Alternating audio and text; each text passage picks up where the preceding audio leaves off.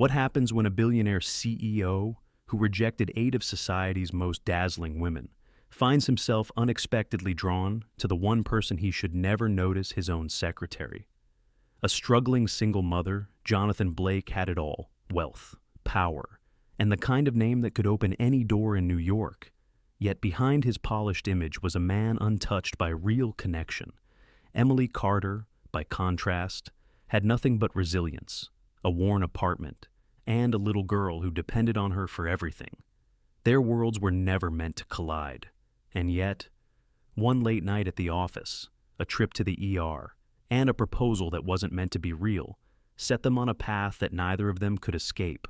Could Jonathan trade control for chaos? Could Emily risk her heart when all she wanted was to protect her daughter? And when the glittering world of high society turned against them, would love be strong enough to survive the storm? Stay with us until the end, because this story will test pride, power, and the very meaning of family. Don't forget to like, share, and subscribe to our channel so you never miss a story that shines. Where are you watching from today?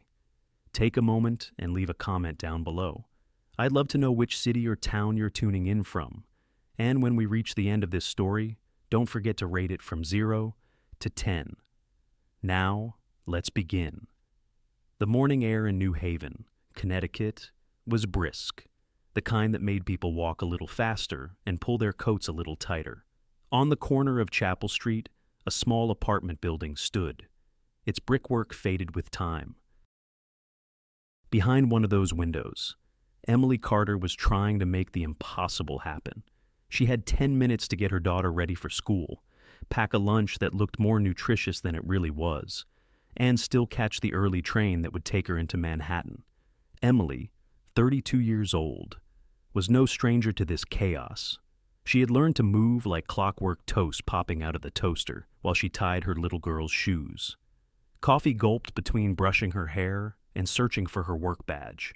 "Mommy, I can't find my pink folder," 6-year-old Chloe shouted from the bedroom. Emily sighed, already crouched in front of the fridge, shoving carrot sticks into a lunchbox. "Check under your bed, sweetheart. It was there last night." Seconds later, Chloe appeared, her dark blonde hair messy from sleep, her tiny backpack almost as big as her. "You were right. It was under my bed. But guess what?" Emily raised an eyebrow while snapping the lunchbox shut. "What?" There were also 3 crayons, 1 sock, and Mr. Teddy. Chloe hugged the ragged stuffed bear tightly. "He says he wants to come with me today." Emily crouched down to her daughter's level, brushing a strand of hair out of her face. "Mr. Teddy can keep you company, but only if you promise to focus in class." "I promise." Chloe's grin was toothy and proud. Emily kissed her forehead and then grabbed her own battered leather purse. Inside it were her wallet, a notebook with to-do lists scribbled in blue ink, and the constant reminder of who she was, a secretary at Blake & Co., one of the largest financial firms in the city. By the time Emily and Chloe reached the train station, her chest was already tight with nerves. She hated being late, hated the feeling of eyes on her when she slipped into the office a few minutes past 9. Still, today had all the markings of one of those days. The train jolted forward, and Emily found herself staring at her reflection in the window. Her suit jacket, a little worn at the edges, was clean but far from fashionable. Her hair, pulled back into a neat bun, revealed faint circles under her eyes, evidence of late nights balancing spreadsheets at work and bedtime stories at home. Chloe sat beside her, swinging her legs. "Mommy, yes, love, do you think Mr. Teddy would like the office?" Emily chuckled. "I don't think Mr. Blake would appreciate that." "Who's Mr. Blake again?" "My boss," Emily answered, though her tone carried a weight she didn't fully mean to show. "Jonathan Blake. He's the CEO." Chloe tilted her head. "Is he nice?" Emily paused. That was a complicated question. Jonathan Blake was respected, admired even, but nice wasn't the word most people would use. Cold, distant, brilliant, yes, but nice. Emily wasn't sure. "He's professional," she said at last. When Emily finally arrived at the towering glass building on Madison Avenue, she felt as though she had crossed into another world. Everything about the lobby screamed wealth, marble floors polished until they shone like mirrors, golden elevators that whispered upward, a chandelier that dripped with crystal light. Holding Chloe's hand tightly, Emily tried to walk quickly across the lobby, but she could feel the doorman's eyes on her, the silent question lingering there. Why is she bringing a child here? Chloe, of course, had no filter. She looked around in awe and whispered, "Mommy, this place smells like lemon polish and money." Emily squeezed her hand, a small smile forming despite the tension in her chest. That's one way of putting it. At the security desk, she bent down to kiss Chloe goodbye. "Mrs. Rodriguez will pick you up for school in a few minutes. Be good. Okay?" Chloe nodded solemnly. "Okay. Love you. I love you more." Emily straightened her blazer and walked toward the elevators, heart pounding. Another day. Another climb up the 32nd floor where Jonathan Blake and his empire awaited. In his office, Jonathan Blake stood by the window, looking out at the Manhattan skyline. 38 years old, tall, with sharp features and a posture that carried authority. Jonathan was the kind of man who seemed untouchable. His dark suit was tailored with precision, his tie knotted perfectly. People whispered about his fortune, about how he had turned Blake & Co. into one of the most powerful firms on the East Coast. Yet, as he stood there, arms crossed, his expression unreadable, one might wonder what went on behind those calculating eyes. For years, Jonathan had rejected the advances of wealthy heiresses, models, and women who saw him as nothing more than a prize. He had built walls around his heart, preferring the safety of numbers and contracts to the messiness of love. And yet, unbeknownst to him, his carefully ordered life was about to be disrupted by someone he had overlooked for far too long. Because Emily Carter, his secretary, was about to rush through those doors, cheeks flushed from running, hair slightly undone, her presence bringing with it the scent of real-life coffee, rain, and the faint sweetness of a child's hug. Jonathan adjusted his tie, unaware that fate had already taken its first step. The 32nd floor of Blake & Co. was alive with the steady hum of phones, the shuffle of papers, and the low murmur of conversations that rose and fell like background music. Emily Carter slid into her chair, breathless, her heart still racing from the sprint across the lobby. Her desk was buried beneath a mountain of files, red-marked folders that needed sorting, contracts awaiting signatures, and a scattering of sticky notes with reminders that looked like they were shouting at her in neon ink. She set her bag down, exhaled, and whispered to herself, "You can do this."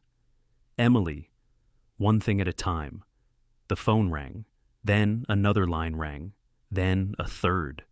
Emily grabbed the first receiver, pressing it between her shoulder and ear as her fingers flew over the keyboard.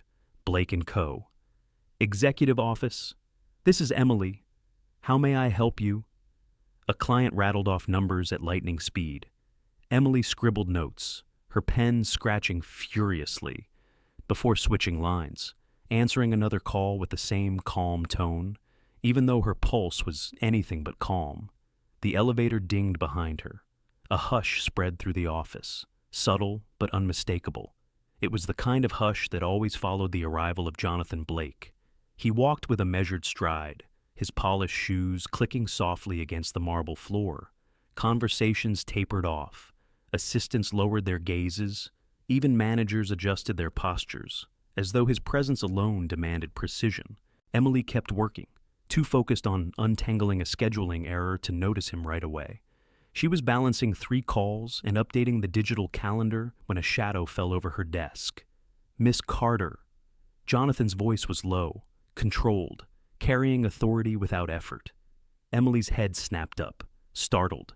For a second, she almost dropped the receiver. "Mr. Blake, good morning, sir.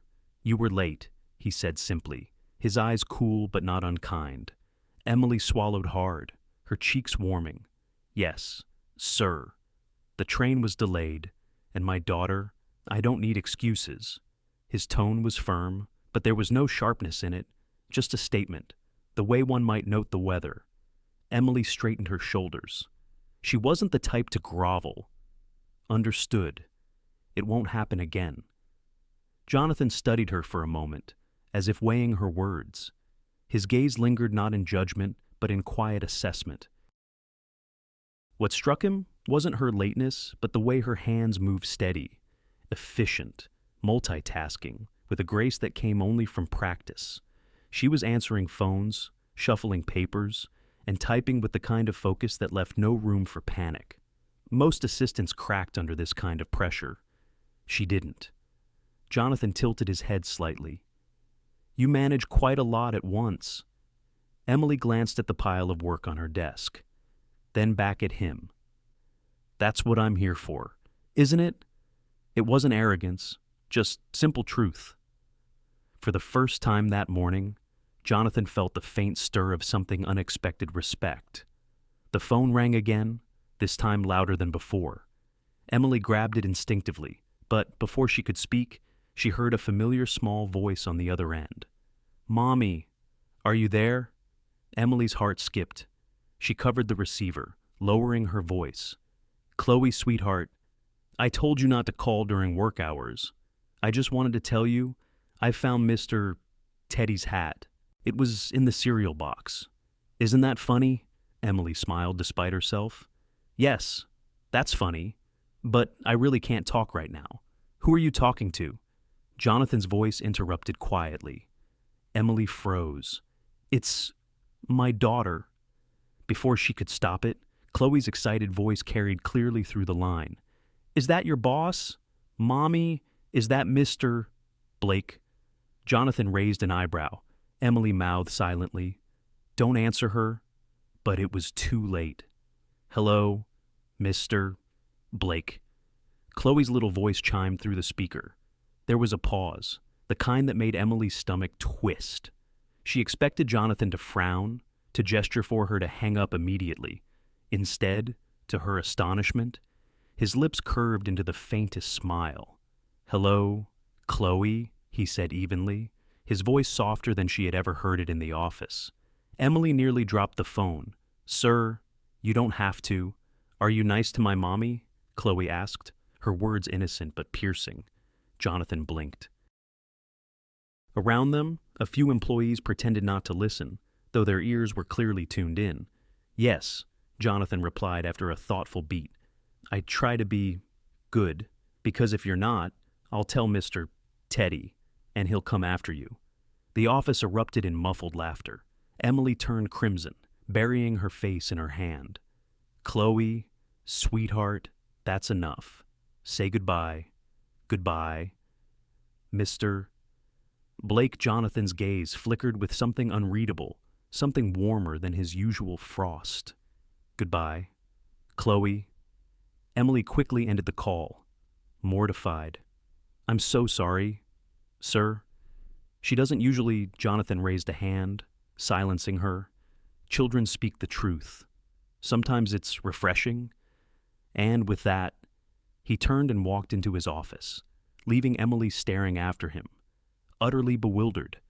The rest of the morning passed in a blur, but Emily couldn't shake the moment. She had seen something rare in Jonathan Blake's eyes, something human beneath the polished armor. And Jonathan, though he buried himself in meetings and numbers, found his mind returning to the little girl's voice echoing in his ear. "Are you nice to my mommy for reasons he couldn't explain?" The question lingered. The afternoon sun filtered through the tall windows of Blake & Co., painting streaks of gold across the polished floors. Emily sat at her desk, tapping quickly at her keyboard, lost in a blur of memos and appointments. Her phone buzzed. She glanced at the screen, an unfamiliar number, but local. She answered cautiously, "Mrs. Carter." A woman's voice said, urgent but composed, "This is Nurse Phillips from Willow Creek Elementary. Chloe isn't feeling well. She spiked a fever, and she just fainted in class. We've called the paramedics, but we need you here immediately." Emily's breath caught. For a second, the world tilted, fainted. Her fingers tightened on the receiver. "I'll be there in 10 minutes. Please, please keep her safe." She grabbed her coat, nearly knocking over a stack of files. Her mind raced. Chloe never fainted before. Fever, yes, occasional colds, sure, but this... Her pulse roared in her ears as she bolted for the elevator. In the lobby, Emily practically collided with Jonathan Blake. He was striding out of the elevator, crisp and calm, until her frantic movement stopped him cold. "Miss Carter," he said, his brow furrowing. "What's going on?" "My daughter..." Emily gasped. She fainted at school. "I have to go," before she could finish. She was already halfway across the lobby, pushing through the glass doors. Jonathan followed instinctively, curiosity sharpening into concern. He caught sight of her rushing toward the street, trying to hail a cab with trembling hands. Something about her desperation, raw, unguarded, made him pause. Then he made a decision. "Emily," he called, his voice firm. She turned, startled, tears brimming in her eyes. "I don't have time, Mr. Blake." "She needs me. Then let me help," he said simply. He raised his hand, signaling to his driver, who immediately pulled up in a sleek black sedan. "Get in." Emily hesitated. Pride flared in her chest, the instinct to refuse, to handle everything on her own. But another glance at the clock and the thought of Chloe lying pale and small in a school nurse's office shattered that instinct. She climbed into the car. The ride to the hospital was a blur. Emily clutched her hands in her lap, whispering prayers she hadn't spoken in years. Jonathan sat beside her, composed but not detached. He dialed a number with practiced efficiency. "This is Jonathan Blake," he said into the phone. "Prepare an ER room at St. Andrew's.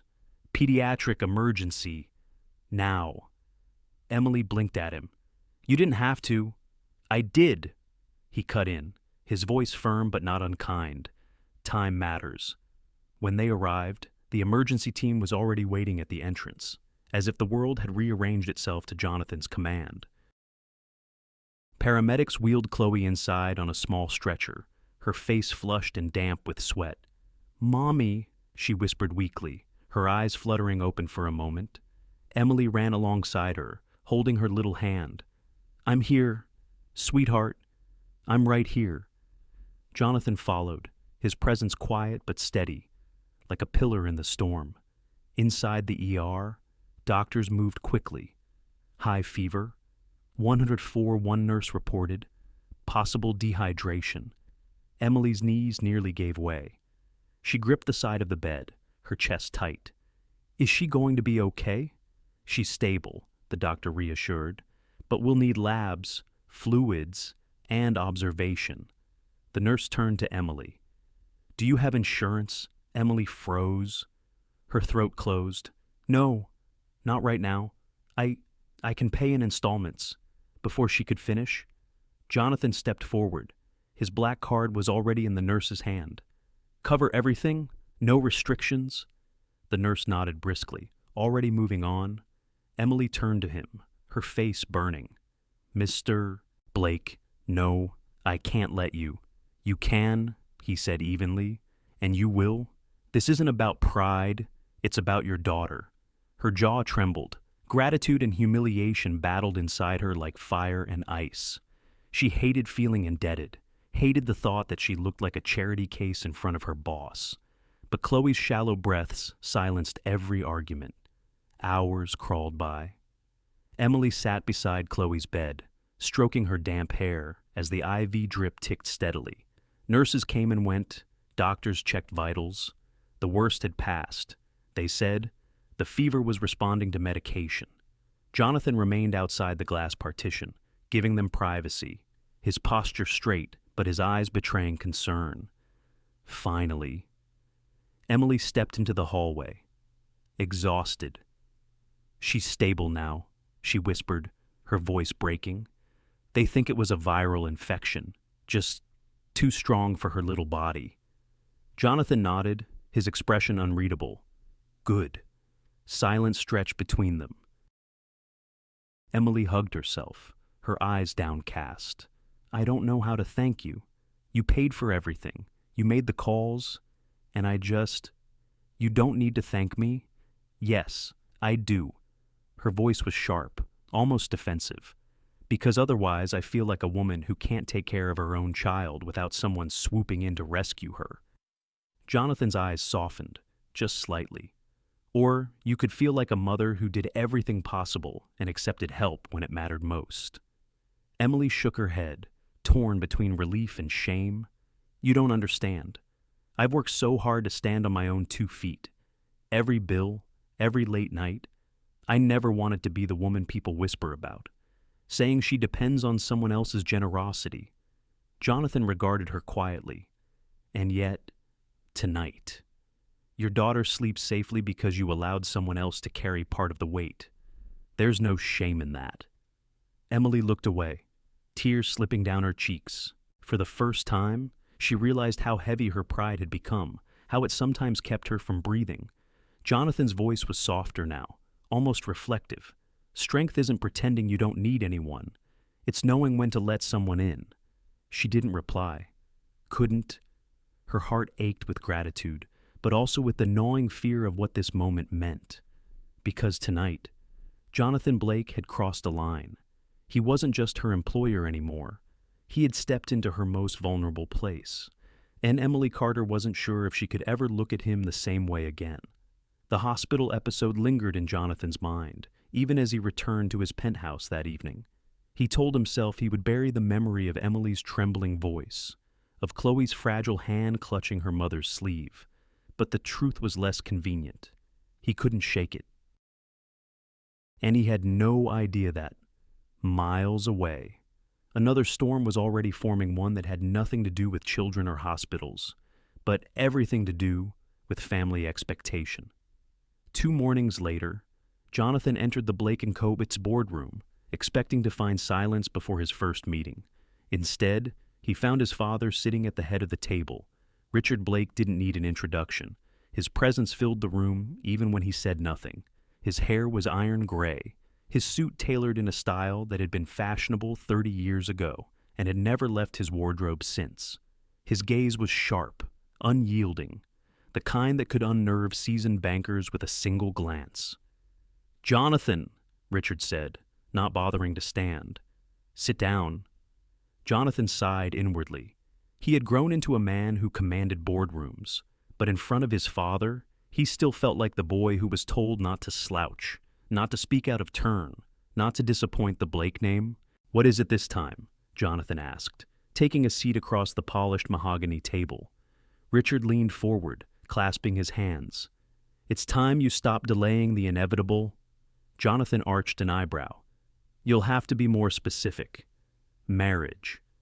Richard's tone was flat, as though he were discussing quarterly profits. "You're 38, you've built a company, you've accumulated wealth, but without a wife, without heirs. The Blake legacy stands on one unsteady pillar. That is unacceptable." Jonathan's jaw tightened. "My personal life is not a corporate asset. To you, perhaps. To the world. It's a headline, a liability. Investors want stability. A family man inspires confidence. A perpetual bachelor inspires gossip." Jonathan gave a short laugh, humorless. "So, this is about the image of Blake & Co., not about me." Richard didn't flinch. Image is survival. From his leather briefcase, Richard produced a crisp folder and slid it across the table. Jonathan hesitated before opening it. Inside was a neatly typed list of names, each one paired with glossy photographs. 8 women, Richard said, all from families of influence, educated, refined, accomplished. Any one of them would be a suitable wife. "I've arranged introductions. You'll choose one." Jonathan flipped through the pages, his expression unreadable. Victoria Langford, daughter of a senator. Isabella Rhodes, heiress to a banking empire. The names went on, each more calculated than the last. Finally, he set the folder down, leaning back in his chair. "You want me to marry a resume?" Richard's voice sharpened. "I want you to marry wisely. Love is for children. Partnership is for men." Jonathan felt a flicker of defiance rise in his chest. He thought of Emily's tired eyes, her quick humor in the middle of chaos, the way she had held her daughter as though nothing else in the world mattered. And before he could stop himself, the words slipped out. "Then perhaps I'd rather marry my secretary." The air stilled. Richard's eyes narrowed. "Your secretary?" Jonathan regretted the comment immediately. It was a joke. Richard's silence was more dangerous than anger. He tapped a finger against the table, his expression unreadable but calculating. "Interesting," Richard murmured at last. "Very interesting." Jonathan straightened. I didn't mean it." But his father was already closing the folder, slipping it back into his briefcase. "Perhaps you underestimate the potential. A commoner, a secretary. What a story it would make. The Blake heir choosing authenticity over privilege. Society loves a spectacle." Father Richard rose, adjusting his cufflinks. "Dinner this Friday. You'll attend. And you'll remember that whether you marry an heiress or a secretary, you do not marry for yourself. You marry for the Blake name." Jonathan clenched his fists beneath the table. "I'm not a pawn." Richard's gaze hardened. "We're all pawns. Son. The difference is whether we play the game or let the game play us." With that, Richard left the room, his polished shoes echoing down the marble hallway. Jonathan sat in silence long after he was gone, staring at the folder still resting on the table. He had tossed the names aside with ease. But now, thanks to his careless remark, his father's attention had shifted elsewhere, toward Emily. And that thought unsettled Jonathan more than any list of heiresses ever could. The hum of the office had quieted. Most employees had already left for the evening, their voices fading down the corridor as doors clicked shut one by one. Emily lingered at her desk, reorganizing files, her fingers moving more slowly than usual. Chloe's hospital bill, though partially covered by Jonathan's intervention, still weighed heavy in her mind. She hated the idea of being anyone's burden. She rubbed her temples, trying to push the thought away, when a voice broke the silence. "Miss Carter." Emily looked up sharply. Standing at the edge of her desk was a man she had seen only once in the building, yet whose reputation carried far beyond its walls. Richard Blake. His presence was undeniable, commanding, almost regal. He wore a dark suit, slightly old-fashioned in its cut, but immaculate. His steel-gray eyes regarded her with the cool calculation of a man who had spent a lifetime turning people into pieces on a chessboard. "Mr. Blake," Emily said quickly, rising to her feet. "Good evening, sir. Can I help you?" Richard gestured for her to sit. "Please. This will take only a few minutes." Emily obeyed, her heart pounding. She had expected Jonathan, perhaps, but not his father. Richard settled into the chair opposite her, steepling his fingers. For a moment, he studied her in silence, as though evaluating not just her appearance but her essence. It was unsettling. "I'll speak plainly," he said at last. "My son Jonathan is a brilliant man, ambitious, focused, but he lacks one thing that men in his position must have: stability, the kind that comes from family, from appearances." Emily frowned. "Appearances." Richard nodded once. The world of finance is built as much on perception as on numbers. A bachelor CEO raises questions. A CEO in a stable relationship inspires trust. Investors like stability.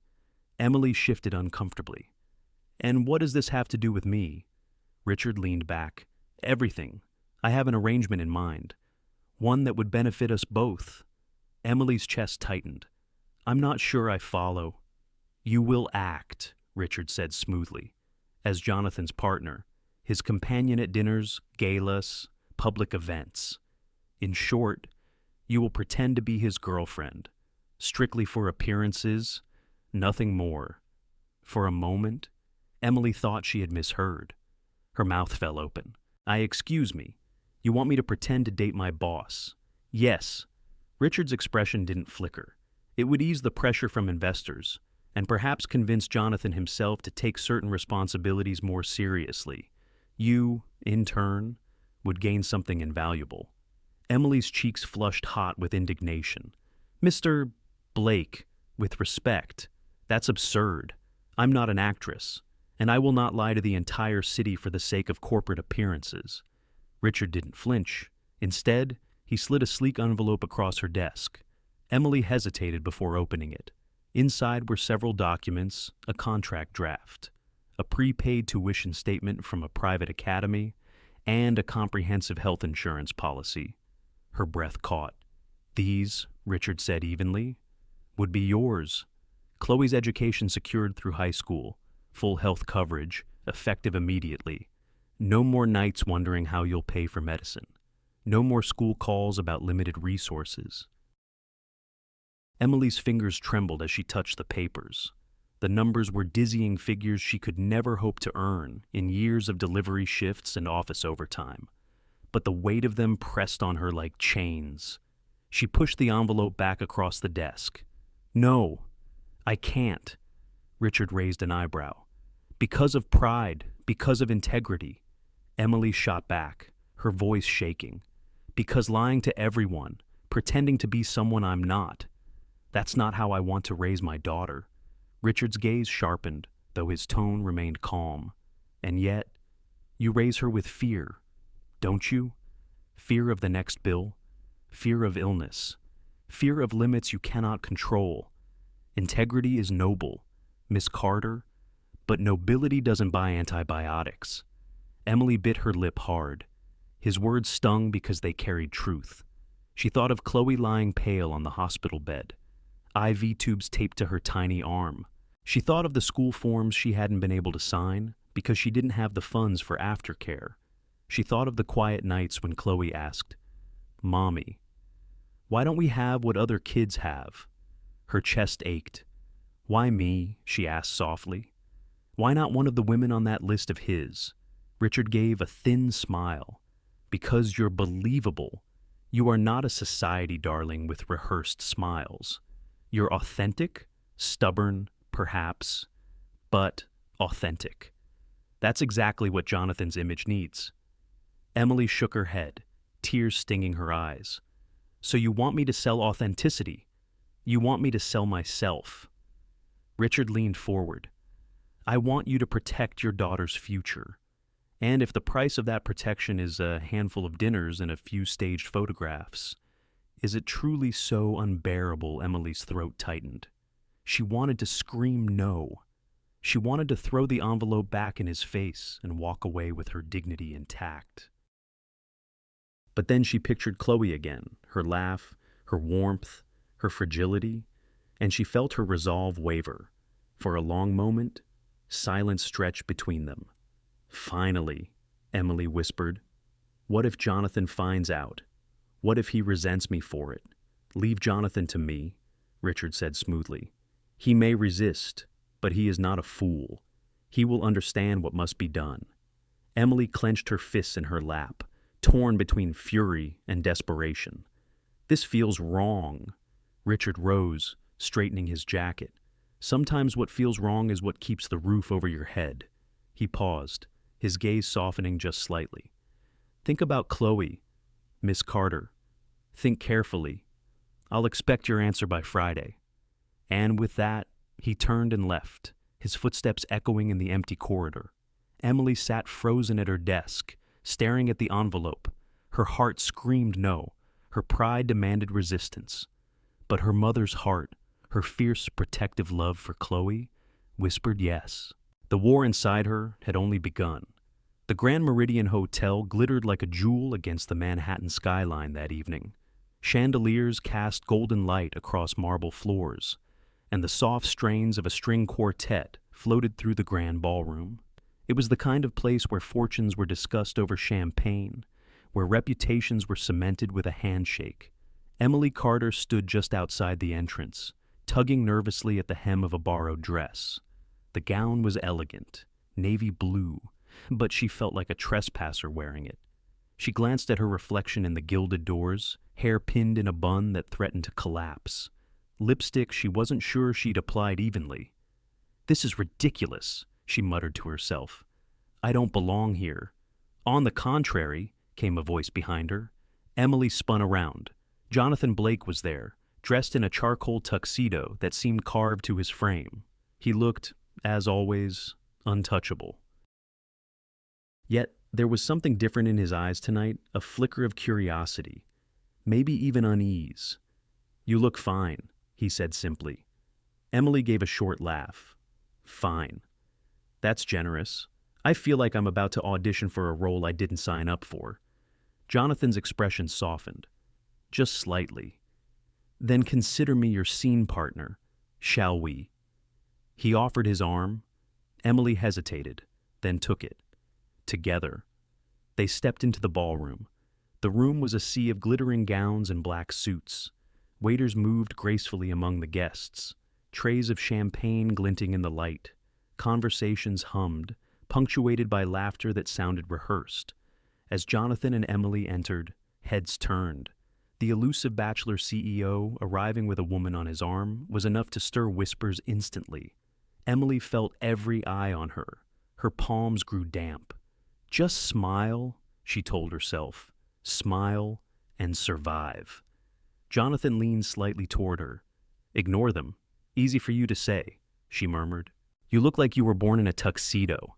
I look like I borrowed mine from a neighbor, and I probably have lipstick on my teeth."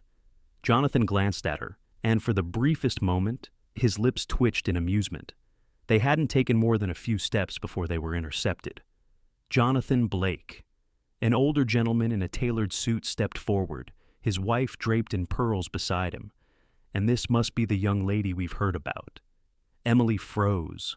Her brain scrambled for the rehearsed lines Richard Blake had instructed her to deliver, poised, polite, minimal. Instead, what came out was the truth.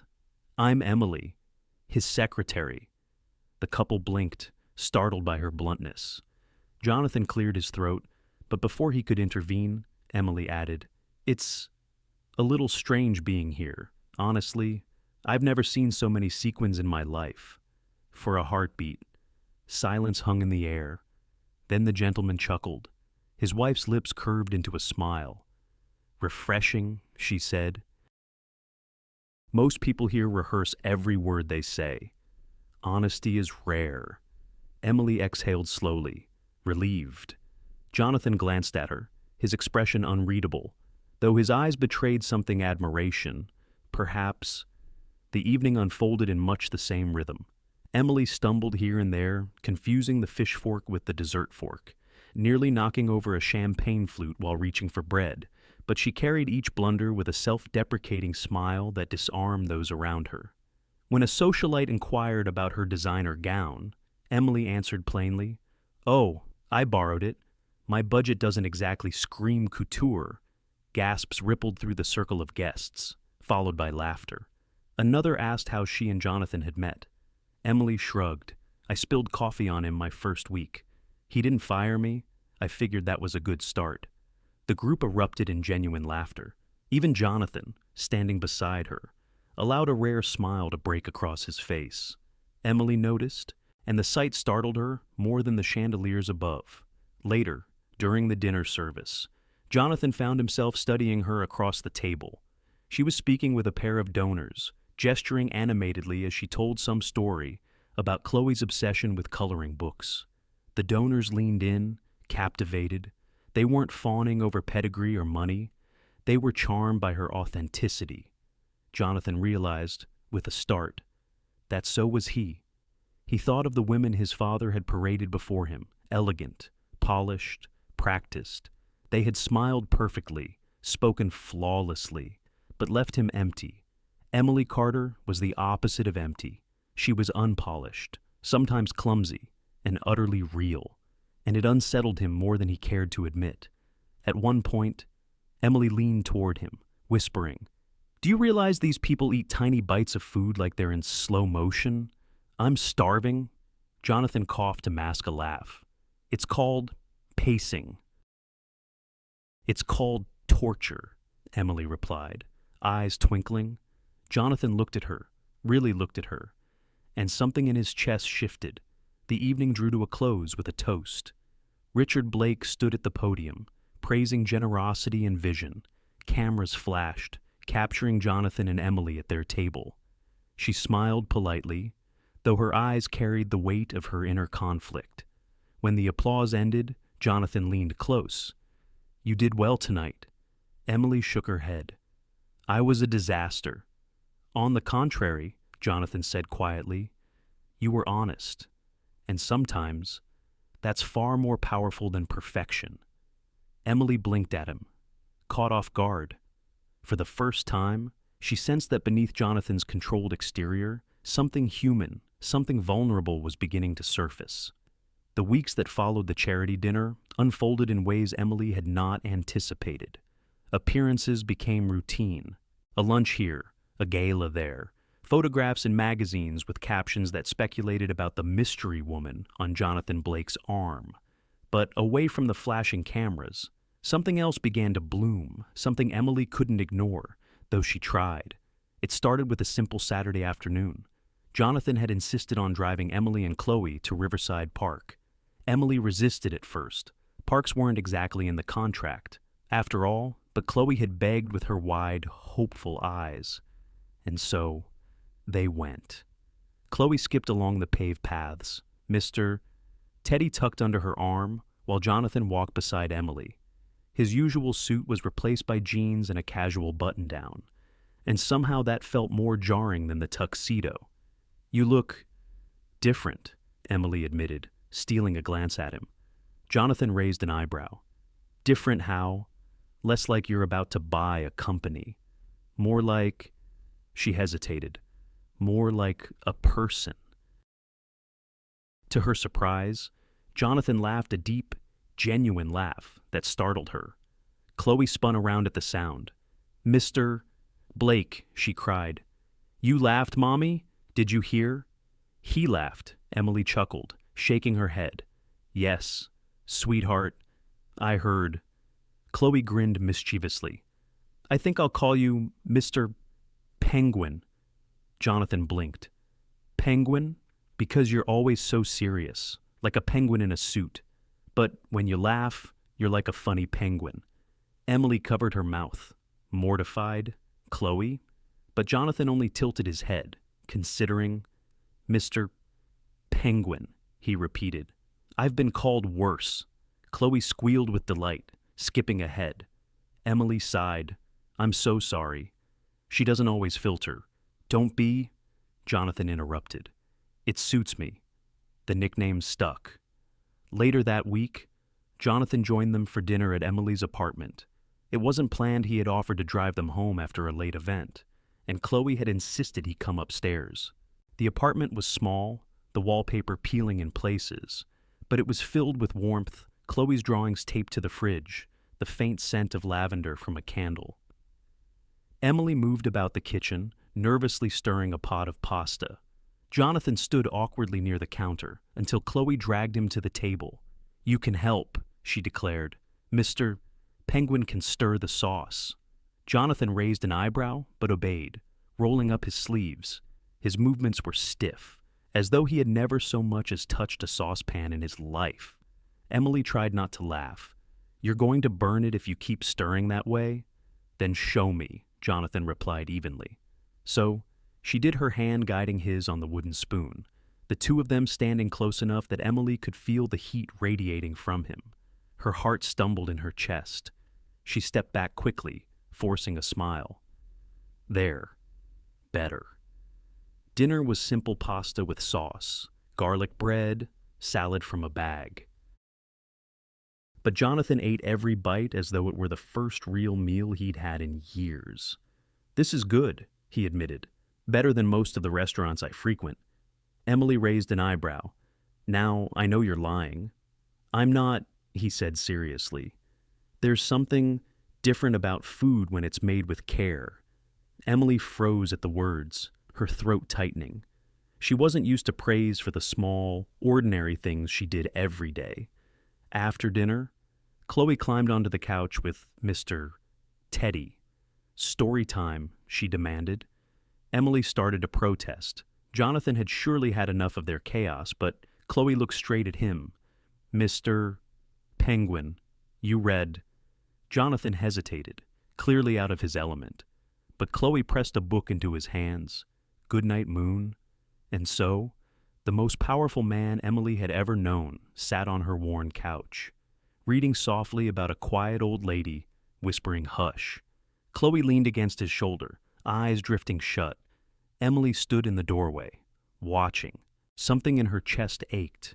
This was supposed to be pretend, a show, a facade, and yet here he was, in her small apartment, tucking her daughter under a blanket as though it were the most natural thing in the world.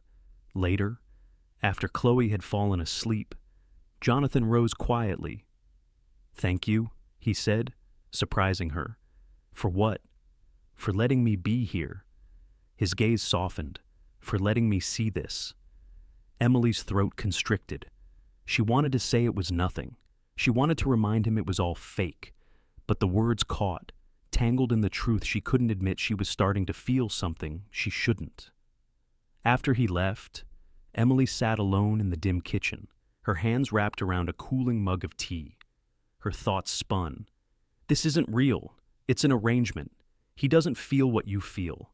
Don't be a fool, Emily. But her heart whispered back, traitorous and soft. What if he does? Jonathan, meanwhile, rode home in silence, the city lights streaking past the car windows. His thoughts were equally tangled. He had spent years believing family life wasn't for him. It was messy, unpredictable, vulnerable. He had chosen walls of steel and glass instead. But tonight, for the first time, he had felt something he couldn't buy, couldn't command, couldn't control: warmth, belonging. And it unsettled him more than any hostile takeover ever could. The trip to Boston was supposed to be routine: a quick flight, a dinner with potential investors, and a return to New York before the weekend. Jonathan had planned every detail with his usual precision. What he hadn't planned for was Emily Carter sitting in the seat beside him, staring nervously out the airplane window. "Relax," Jonathan said, glancing at her. "It's only a 40-minute flight." Emily shot him a look. "Easy for you to say. You're not leaving your daughter with a babysitter for the first time overnight." Jonathan's lips curved slightly. "Chloe will be fine." "That's what everyone says before something goes wrong," Emily muttered, then quickly added, "Not that I don't trust Mrs. Rodriguez." But Jonathan shook his head, amused. "You don't have to explain. Worrying is part of your job description as a mother." Emily folded her arms. "And being infuriatingly calm is part of yours." Apparently, the meeting in Boston went smoothly. Emily managed schedules and notes while Jonathan negotiated effortlessly, his presence commanding respect in the room. Yet, she noticed the way his gaze flickered toward her, now and then, as though checking that she was still there, grounding him. By the time they left the hotel ballroom, snowflakes were already drifting from the night sky. Within an hour, the gentle flurries had transformed into a full blizzard. Jonathan's driver returned with grim news. "Roads are closed, sir.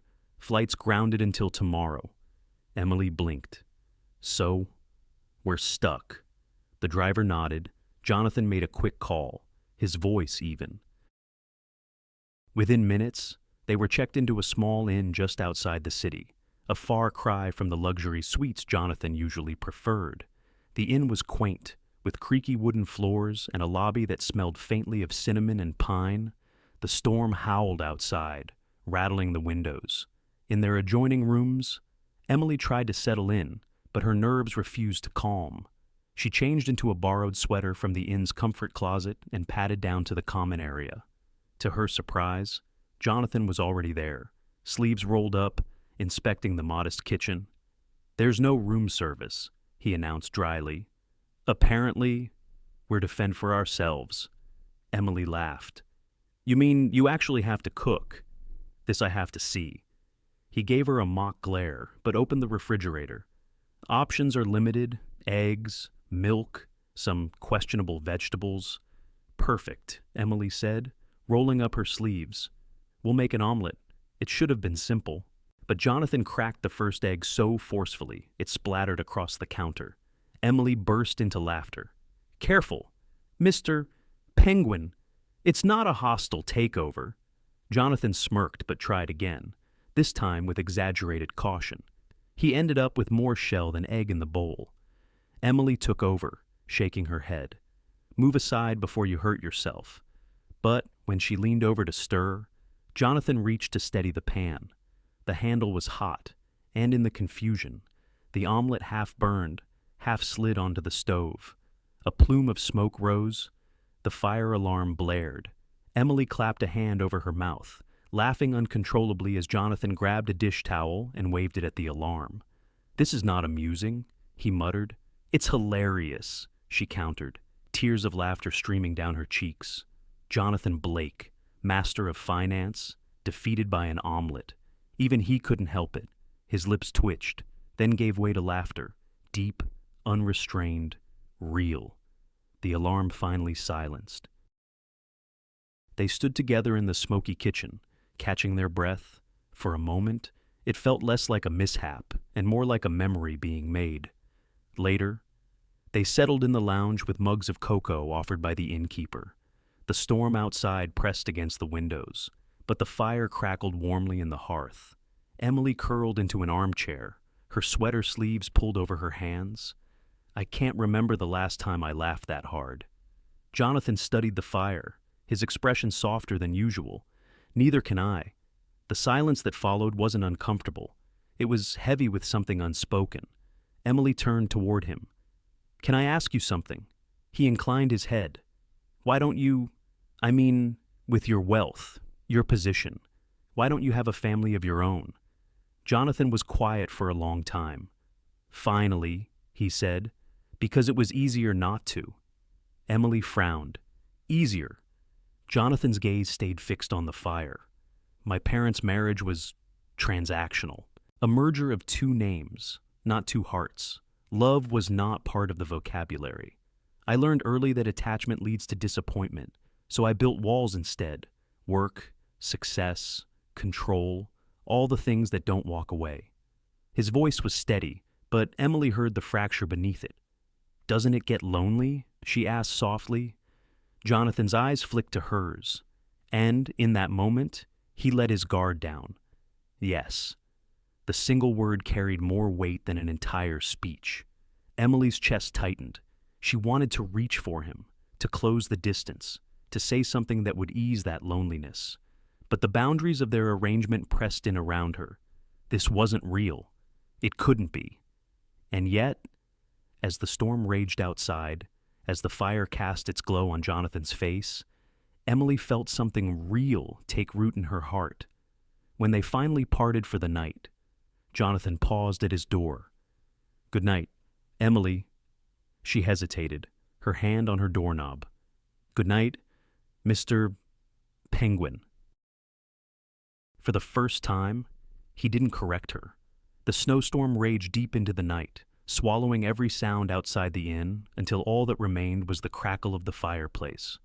Emily had retreated to her room, yet sleep refused to come. She lay on the wide bed, staring at the ceiling beams, her thoughts running in frantic circles.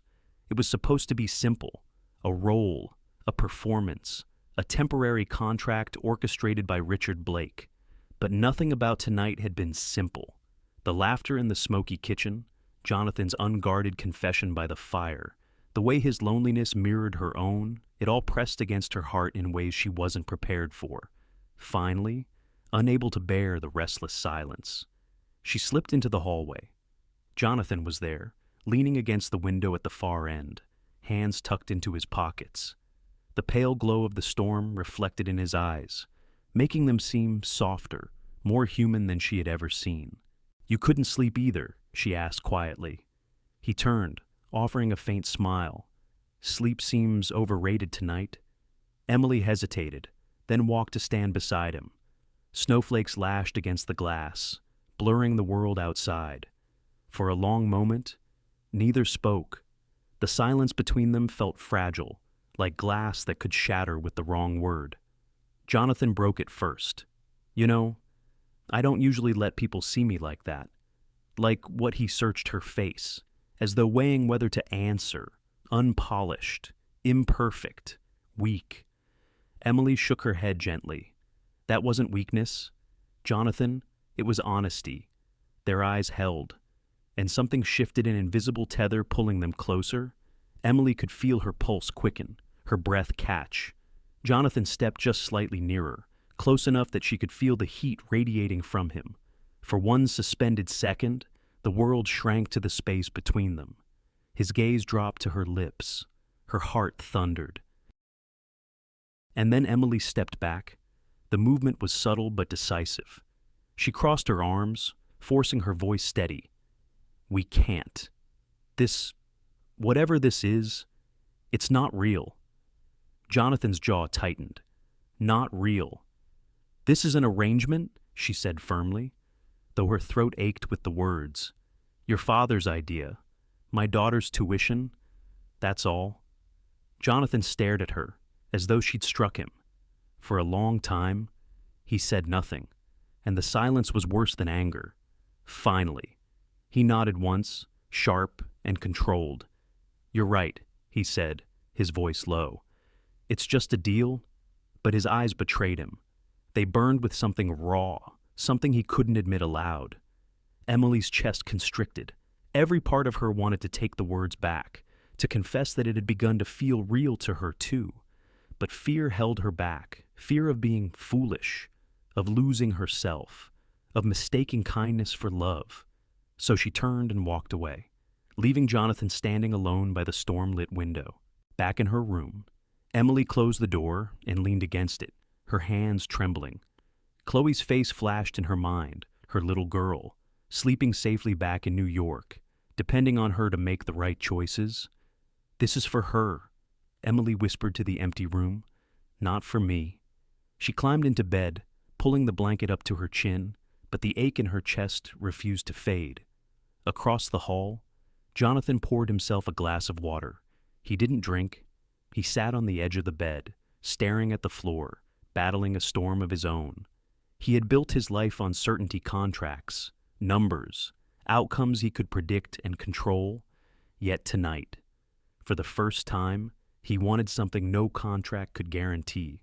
Emily, not the efficient secretary, not the woman playing a role for his father's sake, but Emily, the one who laughed so hard she cried over a burned omelet, who soothed strangers with kindness, who loved her daughter fiercely enough to sacrifice her pride. And yet, what if she was only here because of the money? Jonathan clenched his fists. He could handle betrayal in business, deceit in boardrooms. But the thought of Emily looking at him with calculated affection, it was unbearable.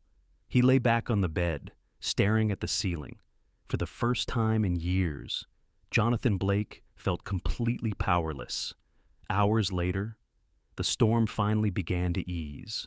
Snow still blanketed the world outside, but the howling wind softened to a quiet hush. In the inn, both Emily and Jonathan lay awake in separate rooms, hearts heavy with words unsaid. Emily turned on her side, whispering into the dark. It doesn't matter how it feels. It's not ours to keep. Jonathan stared at the ceiling, his thoughts echoing with the opposite truth. It matters more than anything, and I don't know how to let it go. The storm outside had passed, but another was waiting for them in New York. By the time Emily returned to her small apartment with Chloe, the city was already buzzing with whispers. She noticed it first in the curious stares of neighbors, then in the way her phone wouldn't stop vibrating with notifications. Confused, she turned on the television. A sleek-haired anchorwoman smiled coldly at the camera. And now, in a shocking twist to Manhattan's most talked-about romance, new photos reveal Jonathan Blake's secretary-turned-girlfriend indulging in luxury shopping sprees.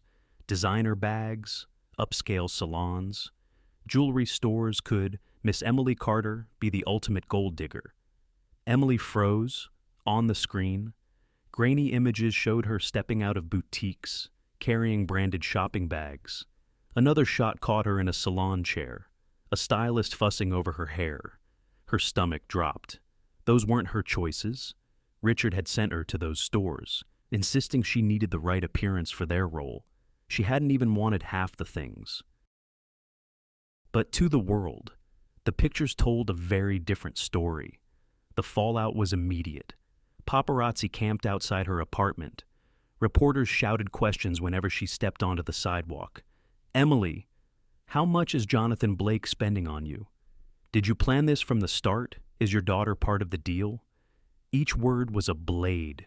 Emily hurried Chloe through back doors, shielding her little girl from flashing cameras. At night, when Chloe was finally asleep, Emily sat at the kitchen table with her head in her hands. Shame pressed down like a physical weight. She had worked her whole life to stand on her own, to raise Chloe with dignity. And now, with a few carefully staged photographs, strangers had rewritten her entire story. Meanwhile, at Blake Enterprises, the scandal had become more than gossip, it was a liability. Investors were calling non-stop, some politely, others with blunt concern. This situation could harm our partnerships. We need stability. Jonathan, your personal life is becoming a distraction. In the boardroom, Richard sat at the head of the table, his expression unreadable. "Do you see, son? This is exactly why I pushed you toward women of stature. Reputation matters. Perception matters." Jonathan's jaw tightened. "You orchestrated those photos, didn't you?" Richard raised an eyebrow. "I don't need to answer that. The question is, what are you going to do about it?" The room fell silent. All eyes turned to Jonathan, the young CEO caught between his heart and his empire. That evening, he called Emily. His voice was tight, controlled, the way it always was when he was cornered. "I saw the reports," he said. "Jonathan, you know those pictures were staged. I know," he interrupted. "But perception is reality in my world. Investors are rattled. The board is pressuring me." Emily's heart pounded. "So, what are you saying?" There was a pause, heavy and suffocating. "I think," Jonathan said slowly, "it would be best if we kept some distance, at least until this dies down." The words hit like a physical blow. Emily gripped the phone so tightly her knuckles whitened. "Distance," she repeated, her voice trembling. "It's temporary," Jonathan said quickly, as if trying to soften the blade. "We just need to protect the company's image. You understand?" She closed her eyes, tears burning. "Yes, I understand perfectly." Before he could say more, she hung up. Emily stood in the quiet apartment, staring at the phone in her hand. She felt hollow, like someone had scooped out everything inside her. She had known this was an arrangement, a deal. She had told herself not to expect anything more. And yet, against her will, she had hoped just a little that Jonathan might see her as more than a liability. Now she knew better. In the bedroom, Chloe stirred. "Mommy, why are you crying?" Emily wiped her face quickly and climbed into bed beside her daughter. "I'm not crying, sweetheart. Just tired." Chloe snuggled against her. "Did the penguin make you sad?" Emily's throat tightened. "Maybe a little." Chloe thought for a moment. Then, with the blunt wisdom only a child could wield, she whispered, "Then he's not a real friend. Real friends don't leave when things get hard." Emily kissed her daughter's hair, holding her close as silent tears fell. Across the city, Jonathan sat in his penthouse office long after midnight. The skyline glittered outside, but for once, it gave him no comfort. He replayed Emily's voice in his mind, hurt, brittle, holding itself together with sheer force of will. He had told himself it was a strategic choice, that he was protecting his company. But deep down, he knew the truth he had chosen: fear. Fear of scandal, fear of losing control. And in the process, he might have lost something far more important. For days, Emily moved like a ghost through her own life. The tabloids had shifted their attention to fresher scandals, but the damage lingered. Neighbors whispered in grocery aisles. Parents at Chloe's school avoided eye contact. The delivery shifts she picked up in the evenings felt heavier than ever, each bag of food like a reminder of where she belonged. She had deleted Jonathan's number from her phone, though she knew it by heart. Every time her hand hovered near the screen, she reminded herself of his words' distance. It wasn't just a business decision, it was rejection. One rainy afternoon, Emily returned home to find Chloe perched on the couch, crayons scattered around her coloring book. "Mommy," Chloe asked, tilting her head, "why did Mr. Penguin leave?" The question was so innocent, so direct, that Emily's composure cracked. She dropped to her knees, hugging her daughter tightly, tears spilling onto Chloe's hair. "Did I say something wrong?" Chloe whispered, confused. "No, sweetheart," Emily said through her tears. "You did nothing wrong. Sometimes adults make mistakes." Chloe frowned. "But I thought he liked us. He smiled more when he was here." Emily closed her eyes, unable to answer. She wanted to shield Chloe from the ache in her own chest, but children had a way of seeing the truth before adults admitted it. Meanwhile, Jonathan tried to bury himself in work. He arrived at the office before sunrise, left long after midnight, and filled every hour with meetings and numbers. On paper, he was more productive than ever, but at night, when the city quieted and his penthouse windows reflected only his own weary face, the emptiness pressed in. He replayed their last conversation endlessly.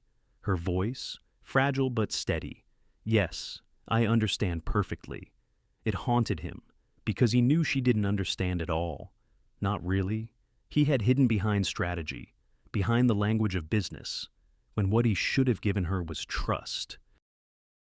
One evening, Richard stopped by Jonathan's office unannounced, as he often did. "You did the right thing," Richard said briskly, scanning a stock report. "The gossip has cooled. Investors are calmer. Blake Enterprises is steady again." Jonathan didn't look up. "At what cost?" Richard frowned. "You're young, Jonathan. You'll have time for personal diversions later. Right now, your duty is to this company, to the family name." Jonathan's eyes hardened. "Is that what you call her? A diversion?" Richard's silence was answer enough. Jonathan leaned back in his chair, exhaustion pulling at him. For the first time, he wondered if all the stability, all the power, was worth what he had sacrificed. Emily avoided Midtown altogether. She took longer routes for deliveries, stayed away from glossy lobbies and polished marble floors. Anything that reminded her of Jonathan's world felt unbearable. At night, she clung to small rituals with Chloe, reading bedtime stories, braiding her daughter's hair, pretending everything was normal. But when Chloe drifted to sleep, the apartment felt achingly quiet. Sometimes Emily caught herself remembering his laughter, the unguarded, surprised kind he'd shared in that smoky inn kitchen, the way he had carried Chloe at the park as though she were his own, the warmth in his eyes when he wasn't wearing the mask of the CEO. She hated herself for missing him, because missing him meant she had let herself believe. Jonathan, for his part, stopped attending the social functions Richard pushed on him. The endless stream of polished women from acceptable families held no interest. Their conversations felt rehearsed, their smiles practiced. He found himself comparing each one to Emily, and each comparison left him more certain of what he had lost. One night, he drove past her neighborhood without meaning to. The streets were narrow, lined with worn brick buildings. He parked at the corner, engine idling, staring at the warm light glowing from her apartment window. He imagined her inside, tucking Chloe into bed, humming softly the way she had once in the backseat of his car. He gripped the steering wheel until his knuckles turned white. He wanted to go up, to knock on the door, to beg her forgiveness. But fear held him back, the same fear that had made him push her away in the first place. So, he drove off into the night, the ache in his chest sharper than ever. Emily noticed the absence most when Chloe asked about him.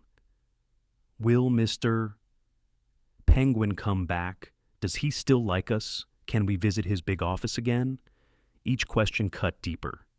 Emily always answered gently, but her heart broke a little more each time.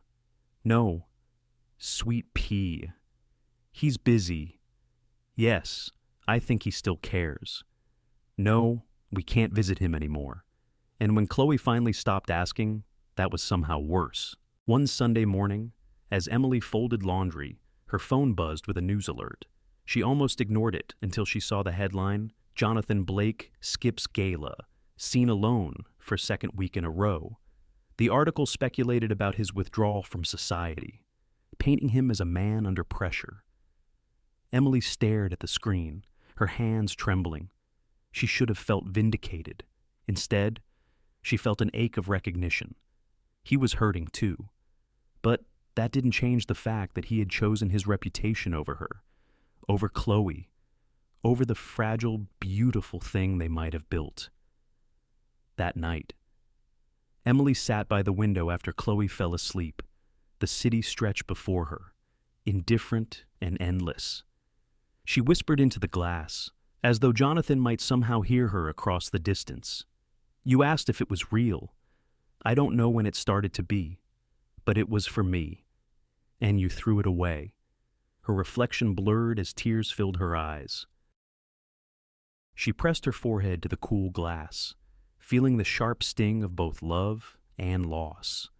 And somewhere across the city, Jonathan Blake sat alone in his penthouse. He's haunted by the exact same truth. He had betrayed not just Emily, but himself. It had been nearly 2 weeks since Jonathan last heard Emily's voice. 2 weeks of silence that gnawed at him more than the harshest headlines ever could. He had tried burying himself in work. He had tried convincing himself that keeping his distance was noble, that it protected her from further scrutiny. But every night, when he returned to an empty penthouse, he heard her laughter echoing in the spaces she had never stepped into. Finally, Jonathan stopped fighting the pull. He got in his car, ignoring the late hour, and drove across the city to her modest apartment building. The hallway smelled faintly of laundry soap and cooking spices. He felt out of place in his tailored suit, but he forced himself to knock. The door opened a crack. Emily stood there, hair pulled back, eyes shadowed with exhaustion. She froze when she saw him. "Jonathan." He swallowed. "Emily, please can we talk?" Her grip on the door tightened. "There's nothing left to say." "Yes, there is. I was wrong about everything. I should never have."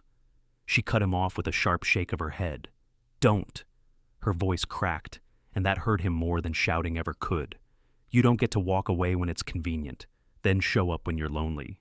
Chloe deserves stability. I deserve honesty. You gave me neither."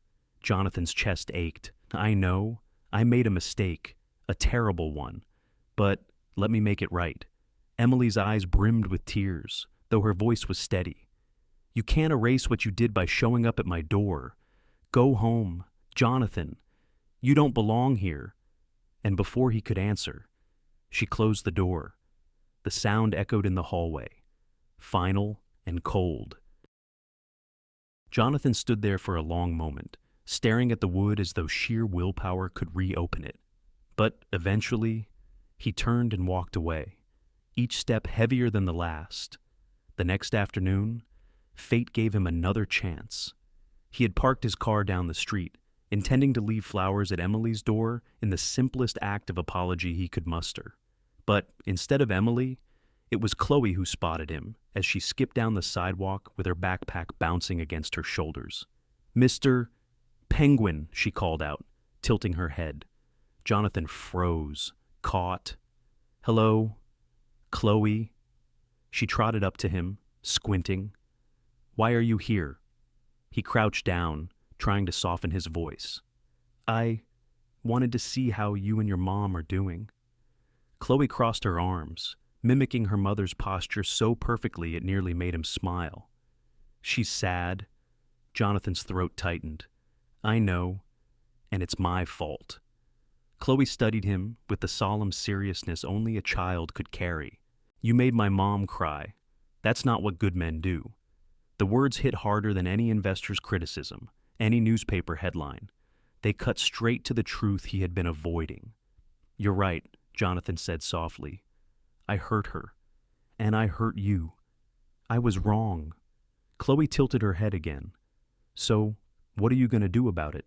For once, Jonathan didn't have a ready answer. Not a business strategy, not a clever line, just the raw truth. "I'm going to prove to her that I love her, that I love both of you." Not with words, with actions. Chloe studied him for another long moment, then gave a small, cautious nod. Okay, but you better not mess it up again. Jonathan almost laughed through the ache in his chest. Deal. That night, Jonathan sat alone in his penthouse, sketching plans on paper instead of spreadsheets. Not merger strategies or stock projections, but ideas. Ways to show Emily that she was more than an arrangement, that Chloe was more than an accessory, that they were the family he had never dared to hope for. He thought of the inn kitchen, of laughter through smoke and flour. He thought of Chloe's small hand tucked into his, trusting. He thought of Emily's fierce eyes, the way she fought for her dignity, even when the world tried to strip it from her. For the first time, Jonathan realized this wasn't about winning her back. It was about becoming the kind of man worthy of standing beside her. Days later, Emily noticed small but undeniable gestures. The local school called to inform her that an anonymous donor had covered Chloe's lunch fees for the year. A neighbor whispered that a man in a suit had paid off the overdue heating bill for the entire building. Emily suspected Jonathan, but he never called, never boasted. When she finally confronted him outside Chloe's school, he didn't deny it. He only said, "You deserve better than apologies. You deserve proof." She didn't forgive him. Not yet. But for the first time since the scandal broke, she felt something stir beneath the rubble of her broken trust. Hope. The ballroom of the Metropolitan Auction House glittered like a cathedral of wealth. Crystal chandeliers rained light upon polished floors, while priceless art waited on velvet pedestals for bids that would soar into the millions. It was the kind of night Jonathan Blake had attended 100 times, lavish, calculated, forgettable. But tonight was different. Tonight. Emily Carter stood in the back of the room, trying to blend into the sea of gowns and jewels. She hadn't planned to come, but the charity committee had extended an invitation through her office. She assumed she was just another extra in the backdrop of Jonathan's glittering world. She had no idea what he had planned. The auction unfolded with the usual pomp, paintings, rare wines, a vintage piano all sold to eager bidders with practiced applause. Jonathan sat at the head table, Richard beside him, their presence commanding quiet admiration. But beneath the polished mask, Jonathan's heart pounded. He barely heard the auctioneer's voice. All he could see was Emily, standing alone near the back, her hands clasped tightly as though bracing herself against the entire room. Finally, when the gavel fell on the final item, Jonathan rose. The crowd murmured. It wasn't unusual for him to give a closing speech, but something in his stride signaled that this would not be ordinary. He stepped onto the stage, adjusting the microphone. His voice, when it came, was calm, but carried an edge of vulnerability the crowd wasn't used to hearing. "Ladies and gentlemen," he began, "you all know me as a businessman, a man of numbers, deals, control, for years. I believed that was enough, that building an empire would fill the spaces that felt empty." The room stilled. Even Richard leaned forward, eyes narrowing. "But then," Jonathan continued, scanning the crowd until his gaze landed on Emily, "someone walked into my life who taught me that control isn't living, that perfection isn't happiness, that family doesn't have to mean bloodlines or contracts. It can mean bedtime stories, burned dinners, and laughter so honest it shakes the walls." A ripple went through the audience. Heads turned toward Emily, whispers rising. She froze, her heart hammering as every pair of eyes seemed to follow Jonathan's. He didn't waver. "I hurt her," he said plainly. "I chose fear. I chose reputation over truth. And in doing so, I betrayed not only her trust, but my own heart." Emily's throat tightened. Tears pricked her eyes, but she couldn't look away. Jonathan took a breath, his voice steadier now, stronger. "Emily Carter, you once told me that real strength isn't pretending you don't need anyone. It's knowing when to let someone in. You were right. You've been right about so many things. You showed me that love isn't weakness. That laughter in a small kitchen means more than applause in a boardroom. That a little girl's nickname, Mr. Penguin, can melt a man who thought he was made of stone. The crowd chuckled softly at that, but Jonathan's eyes stayed fixed on Emily, glowing with sincerity. And tonight, I won't hide behind fear. I won't let pride or legacy dictate what matters, because what matters is you. The room seemed to hold its breath as Jonathan stepped down from the stage, his footsteps echoing against marble. He crossed the floor, the sea of wealthy patrons parting as though the moment itself commanded it. Emily stood frozen, her hands trembling. When he reached her, Jonathan dropped to one knee. Gasps swept through the ballroom. Cameras flashed. Richard's face darkened, but Jonathan didn't look at him. His world had narrowed to one woman. From his pocket, he pulled out a small velvet box. Inside was not the largest diamond money could buy, but a ring simple and elegant, something chosen with care, not price. "Emily Carter," Jonathan said, his voice breaking slightly. "I don't want an arrangement. I don't want a performance. I want you, not as my secretary, not as part of a deal, but as the woman I love. Will you marry me?" The crowd erupted in whispers, 1,000 emotions buzzing in the air. Some smiled, touched by the rawness of the gesture. Others frowned, scandalized by the breach of class and tradition, but Emily heard none of it. She only saw Jonathan, kneeling before her, stripped of power, of pride, of everything except truth. Her vision blurred with tears. Her heart warred with itself, fear against longing, pride against love. And then Chloe's words echoed in her memory. "Real friends don't leave when things get hard."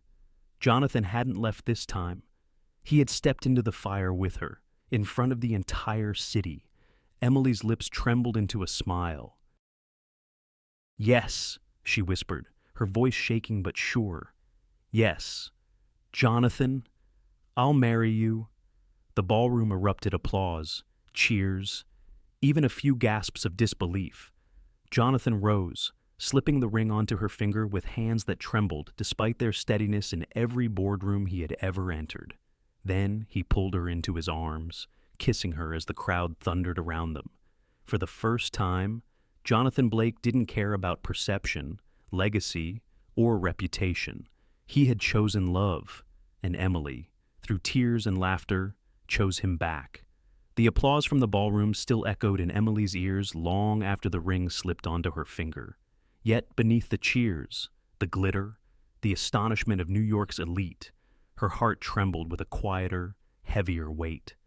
This was everything she had once told herself not to want: grand gestures, promises under chandeliers, the spotlight of society pressing down. And still, she wanted it. She wanted him. But she was afraid. Later that night, away from the crowd and cameras, Jonathan led her into a quiet corner of the auction house. The room was empty except for a single lamp casting golden light across the walls. "Emily," he said softly, searching her face, "I know this feels fast, public, overwhelming, and maybe it wasn't fair of me to put you in that position." Emily swallowed hard, her fingers brushing the new ring on her hand. "Jonathan, I don't know if I can trust this. Trust you. You hurt me once. You chose distance. You left when things got hard." Her voice cracked, the old wound surfacing. "How do I know you won't do it again?" Jonathan didn't flinch. He stepped closer, his tone steady, vulnerable. "Because I've learned what leaving costs, and I'll never pay that price again." Emily shook her head, tears welling. "It's not just me, Jonathan, it's Chloe. She adores you. She calls you Mr. Penguin.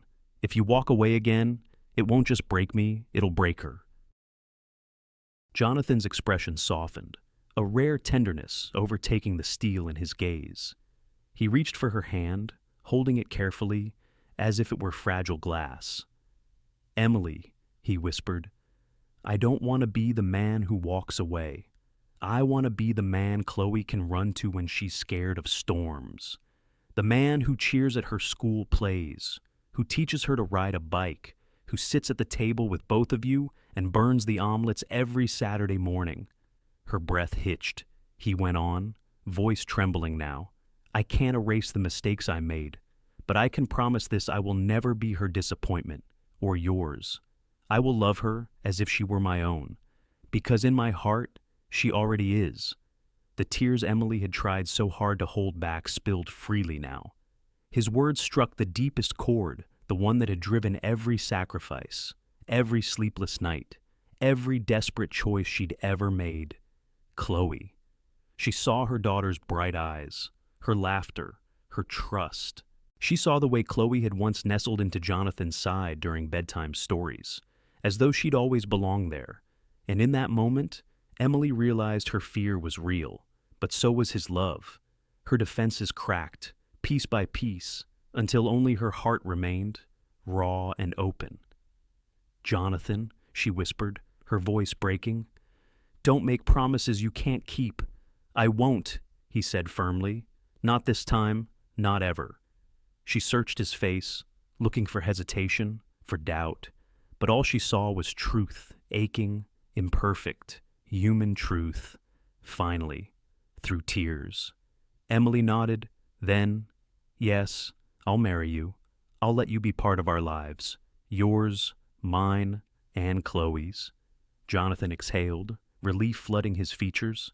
His eyes glistened as he cupped her face in his hands, brushing away her tears with his thumbs. Thank you, he whispered, for giving me another chance, for giving me a family. When they kissed this time, it wasn't under chandeliers or in front of cameras. It was quiet, simple, sacred, a promise sealed not by spectacle, but by love. Emily pulled back slightly, laughing through her tears. You'd better be ready. Chloe has high standards for bedtime stories. Jonathan chuckled, his forehead resting against hers. Then I'll practice. Every night for the rest of my life. Across the city, the gossip pages would speculate for weeks about the spectacle of the proposal, about the secretary who had captured New York's most eligible billionaire. But for Emily, none of that mattered. What mattered was this moment, her heart finally letting go of fear, her tears falling freely, her hand held tightly in his. For Jonathan, what mattered was the quiet acceptance in her eyes, the knowledge that for the first time, he hadn't just closed a deal, he had found a home. The air in Central Park was crisp, touched with the gentle warmth of spring. Sunlight filtered through the budding branches, scattering golden patterns across the grass. It was not the Plaza Hotel ballroom or some cathedral decorated with crystal chandeliers. Instead, a simple arch wrapped in white roses and ivy stood near Bethesda Fountain, where the water sparkled under the afternoon light. Folding chairs, half gilded, half plain wooden, were set in rows, filled with a mix of sharp-suited executives and neighbors in their Sunday best. The collision of worlds was undeniable, but somehow it worked. At one corner of the park, a hot dog stand was set up beside a champagne bar, drawing curious glances and laughter from guests. Children darted between tables carrying balloon animals, while socialites in designer gowns mingled with delivery drivers and longtime friends from Emily's neighborhood. It wasn't polished, it wasn't perfect, but it was real. Jonathan stood at the front, tugging at his tie for what must have been the 10th time. His dark gray tuxedo fit like it had been sewn onto him, yet he felt oddly out of place. Not because of the crowd, but because of the weight in his chest, an anxious joy he couldn't contain. Beside him, his father Richard leaned on his cane, watching the setup with an expression that was almost unreadable. For weeks, Jonathan had expected resistance. He had braced himself for lectures, for disappointment, for a final attempt to control the narrative, but Richard had surprised him. He had arrived quietly, dressed impeccably as always, and taken his seat without a single complaint. The music began soft strings played by a quartet Jonathan barely noticed. The crowd rose. Down the aisle came Chloe, radiant in a pale pink dress, tossing flower petals with the exaggerated seriousness only a child could carry. "Don't skimp on the petals," she whispered loudly to the other flower girls, making the guests laugh. Behind her, Emily appeared, her arm linked with her stepfather's. Her dress was simple satin with lace along the sleeves, flowing easily around her frame. No diamonds, no long train sweeping behind her, just elegance, honest and unforced. Jonathan's breath caught. Even after months, she still had the power to undo him completely. When Emily reached the front, Chloe slipped into her seat and gave Jonathan a thumbs up. He smiled, his nerves momentarily steadied by the little girl's faith. The efficient, a family friend, began the ceremony. "We are here not to witness perfection," he said warmly, "but to celebrate two lives choosing each other, even in imperfection. Today, love binds not just two people, but a family." Jonathan's throat tightened. He had closed million-dollar deals with steady hands, but now his palms were damp, his voice unsure. When it came time for vows, he was first. "Emily," he said, his voice catching but steadying as he went. "Before you, I thought life was about control, about keeping everything precise, predictable, safe. Then you spilled chaos into my world, spilled coffee, spilled files, even spilled champagne." The crowd chuckled, and Emily smiled through tears. "And with every accident." Jonathan continued, "You showed me what it means to really live. You taught me that laughter can be medicine, that love isn't earned with wealth, and that family is something you choose every single day. I promise to keep choosing you, and I promise to love Chloe as if she were my own daughter for the rest of my life." Emily wept openly now.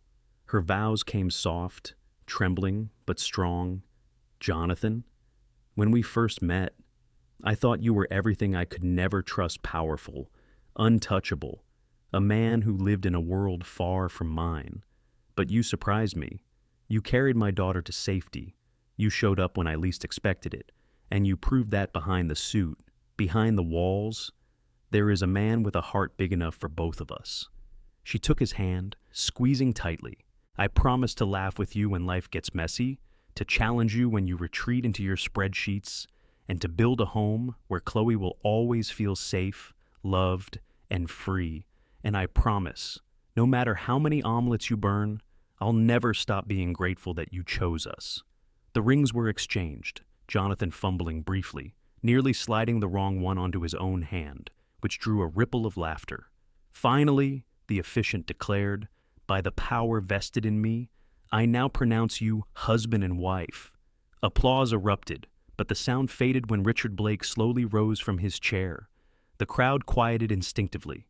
Jonathan braced himself, unsure what his father might say. Richard cleared his throat, resting both hands on his cane, his voice carried, not booming, but firm, for years. "I thought success was measured in assets, in mergers, in the legacy of wealth. I pushed my son toward alliances, deals, investments of all kinds. But I forgot the most important investment a man can make."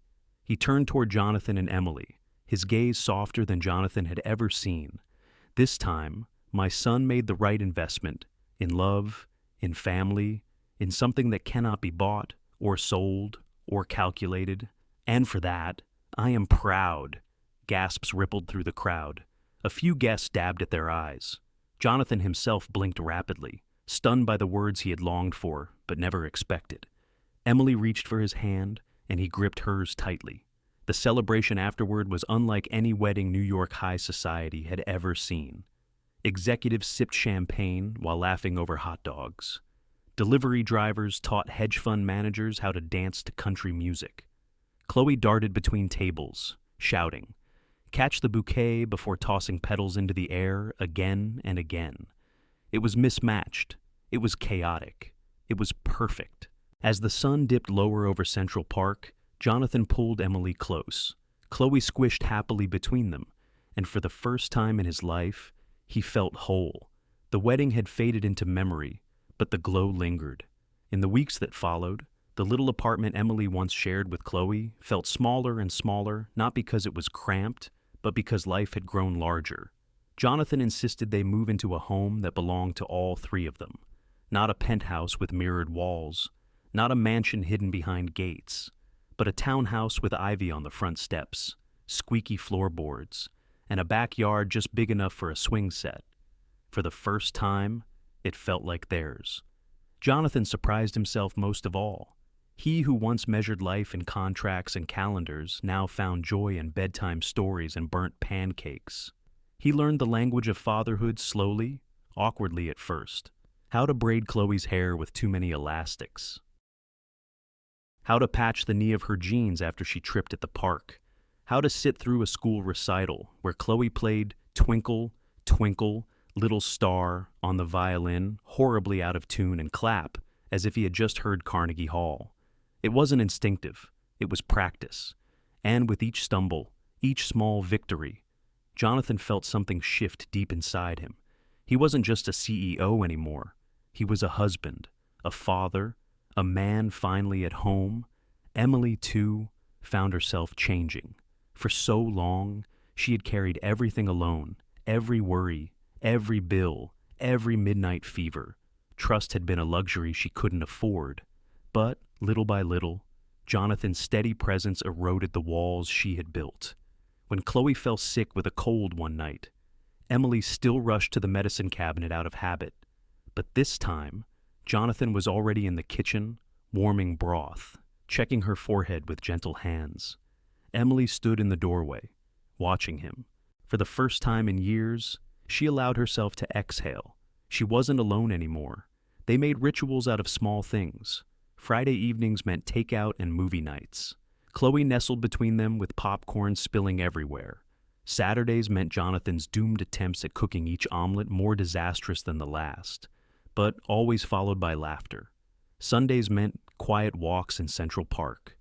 Chloe racing ahead while Emily and Jonathan strolled behind, hand in hand. Life wasn't glamorous, but it was theirs. And in its simplicity lay a joy Emily had never dared to imagine. One evening, after Chloe had been tucked into bed, Emily sat beside Jonathan on the couch. The lamplight caught her hair, and her eyes softened in the glow. "You've changed," she whispered. Jonathan raised a brow. "Is that good or bad?" "It's good," she said, smiling faintly. "But sometimes, I wonder if this is all too much, too different from the life you once knew." He turned toward her, serious now. "Emily, the life I knew was empty. This—" He gestured around them to the scattered toys, the unwashed coffee mugs, the laughter still echoing from upstairs. "This is full. This is everything I didn't know I needed." Her throat tightened. She reached for his hand, and for the first time, she let go of the last thread of fear. The true confirmation came not from Emily, not from Jonathan, but from Chloe. On a sunny afternoon, Jonathan was helping her balance on a new bike in the backyard. She wobbled, squealed, and finally pedaled 3 whole feet before toppling onto the grass. "Daddy!"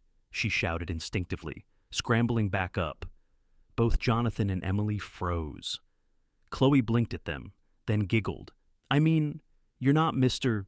Penguin anymore," she said matter-of-factly. "You're Daddy Penguin." Jonathan's eyes glistened, and Emily's heart nearly burst. She knelt to hug her daughter, while Jonathan crouched beside them, pulling both into his arms. It was clumsy. It was messy. It was perfect. That night, after Chloe had fallen asleep clutching her teddy bear, Emily and Jonathan sat together in the quiet living room. "Daddy Penguin? Huh?" Jonathan chuckled, still shaken by the weight of it. Emily rested her head on his shoulder. "She doesn't give titles lightly. You earned it." He kissed the top of her head, his voice thick with emotion. "Then I'll spend the rest of my life deserving it." And so their story, which had begun with spilled coffee and reluctant deals, ended not with grand gestures or glittering headlines, but with something far more enduring of family, built day by day, mistake by mistake, love by love. Emily had found trust again. Jonathan had found himself, and Chloe had found the father she never thought she would have. As the narrator's voice fades, the story leaves one final question for the listener, gentle but insistent. How would you rate Emily and Jonathan's story? From 0 to 10.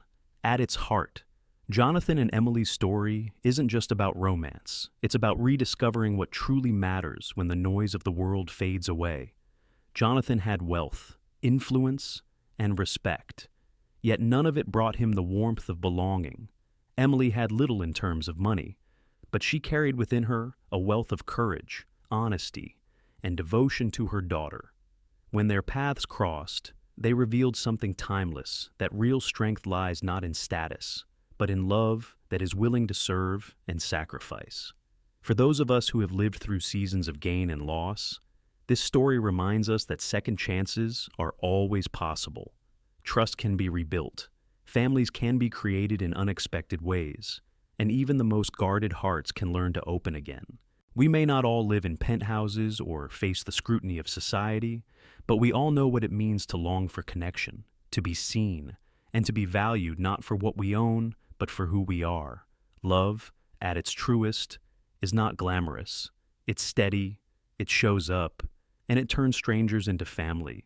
Thank you so much for spending your time with us and joining Jonathan and Emily's journey. We hope their story touched your heart and reminded you of the power of love, family, and second chances. If you enjoyed this story, please give it a like, share it with friends who love meaningful tales, and don't forget to subscribe to our channel so you won't miss the next story we bring to life. Your support means the world to us, and together, we can keep shining more stories that inspire,